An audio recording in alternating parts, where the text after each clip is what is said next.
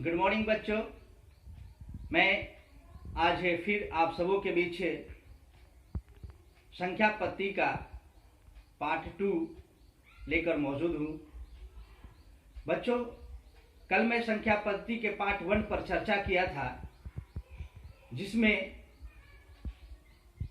हम लोग संख्या पद्धति क्या है, अंक किसे कहते हैं, अंक कितने प्रकार के होते हैं, संख्या किसे कहते हैं, इन सारी बिंदुओं पर हम लोग चर्चा किया था। बच्चों, आज की कक्षा में हम लोग मुख्य रूप से 2 बिंदुओं पर चर्चा करेंगे। पहला बिंदु है स्थानीय मान और दूसरा बिंदु है जातीय मान। तो आइए मैं आप सबों के बीच इन 2 बिंदुओं को अच्छी तरह से चर्चा करता हूं। तो बच्चों, मैं बता दूं कि स्थानीय मान यानी कि इसको अंग्रेजी में हम लोग प्लेस वैल्यू बोलते हैं, और दूसरा बिंदु है हमारा जातीय मान, इसको अंग्रेजी में हम लोग फेस वैल्यू बोलते हैं। तो सबसे पहले हम लोग इसकी परिभाषा जान लेते हैं। स्थानीय मान किसी अंक का स्थानीय मान किसी संख्या में उसके स्थान पर निर्भर करता है, उसे स्थानीय मान कहते हैं, है ना बच्चों। दूसरा बिंदु है हमारा जातीय मान। इसकी परिभाषा हम लोग जान लें। किसी अंक का जातीय मान किसी संख्या में उसके स्थान पर निर्भर नहीं करता है ना। उस अंक का जो वास्तविक मान होता है उसे ही हम लोग जातीय मान कहते हैं। तो आइए इन 2 बिंदुओं को हम लोग उदाहरण के तौर पे समझते हैं। उदाहरण हम लोग लेते हैं और इसको देखते हैं कि किस तरह से जातीय मान और स्थानीय मान को हम लोग निकालते हैं।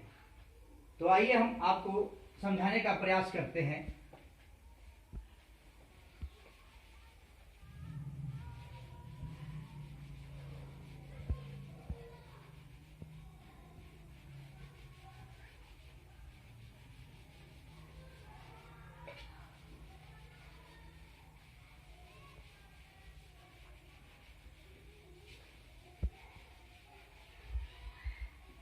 देखिए, पहला बिंदु हमने स्थानीय मान पर चर्चा किया था।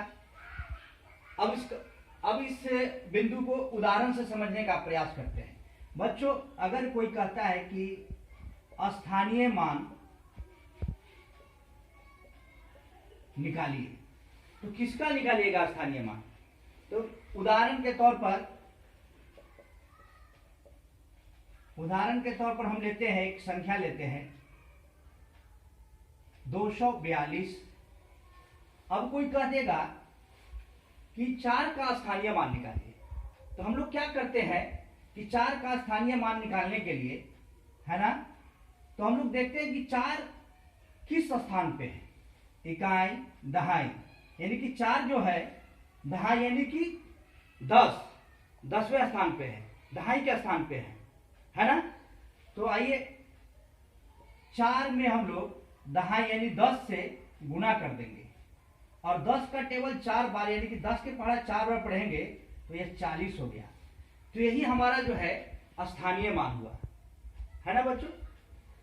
अगर इसी तरह से दूसरा उदाहरण लेते हैं, ये पहला उदाहरण था, दूसरा उदाहरण हम लेते हैं 2, 4, 5, 6, 7, 8, मतलब बड़ी सी संख्या हमने ले लिया, और यहाँ पे चर्चा किया कि 5 का क्या होगा स्थानीय मान। तो हम लोग पहले यहाँ 5 लिख लेंगे, गुना का साइन दे देंगे, और यहाँ पे देखेंगे कि किस स्थान पे 5 है। इकाई, दहाई, सैकड़ा, हजार के स्थान पर है, तो हम लोग 1000 से इसमें गुना कर देंगे, है ना बच्चों।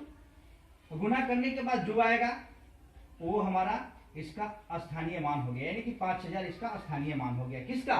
5 का। इस संख्या में 5 का स्थानीय मान हो गया, है ना। अब हम लोग जातीय मान को समझने का प्रयास करते हैं। जातीय मान, इसके लिए उदाहरण हम लोग ले लेते हैं। पहला उदाहरण ले लेते हैं 3, 4, 5, 6, 2। अब कोई पूछता है कि इसमें 5 का जातीय मान क्या है। तो बच्चों मैं बताया था कि जो वास्तविक मान होता है, संख्या में जो वास्तविक मान होगा वही जातीय मान होगा। यानी 5 का अगर जातीय मान निकालना है तो 5 ही रह जाएगा। अगर दूसरा उदाहरण के तौर पर हम लेते हैं 3 0 5 6 2 1 और कह दिया जाए कि 0 का स्थानीय जातीय मान क्या है, तो जो इसका वास्तविक मान यानी कि जिस स्थान पे है वही उसका मान हो जाएगा। यानी कि 0 है तो 0 ही इसका मान हो जाएगा, है ना। अब क्या है कि हम लोग स्थानीय मान और जातीय मान का समझ बना लिया, है ना।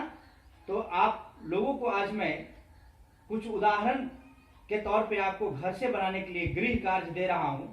आप लोग इसे बनाएंगे और बनाने के बाद जो परेशानी होगी उसे आप व्हाट्सएप के माध्यम से मुझे सेंड करेंगे और जो परेशानी होगी मैं उसे दूर करने का प्रयास करूंगा और उसे बतलाने का भी प्रयास करूंगा, है ना बच्चों।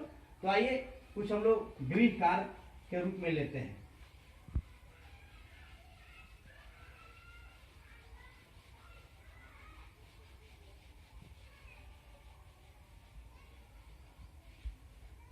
गृह कार्य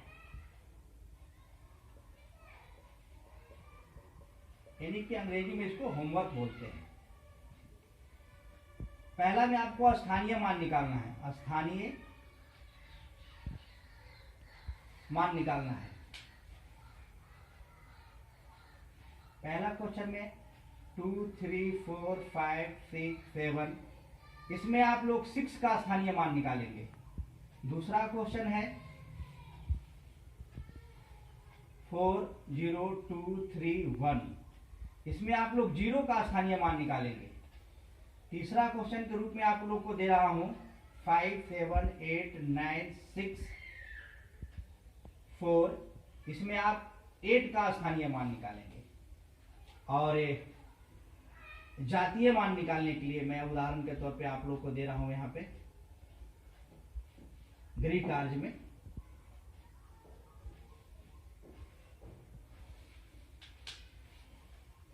पहला क्वेश्चन 7 3 2 4 5 6 में 2 का जातीय मान निकालेंगे।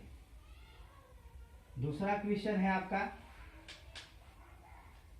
7 4 0 3 2 1 में 0 का जातीय मान निकालेंगे। और तीसरा क्वेश्चन के रूप में आपको दे रहा हूं 8 9 4 3 7 में 8 का स्थानीय जातीय मान निकालेंगे, है ना बच्चों। तो आज की कक्षा यहीं पे मैं समाप्त करता हूं।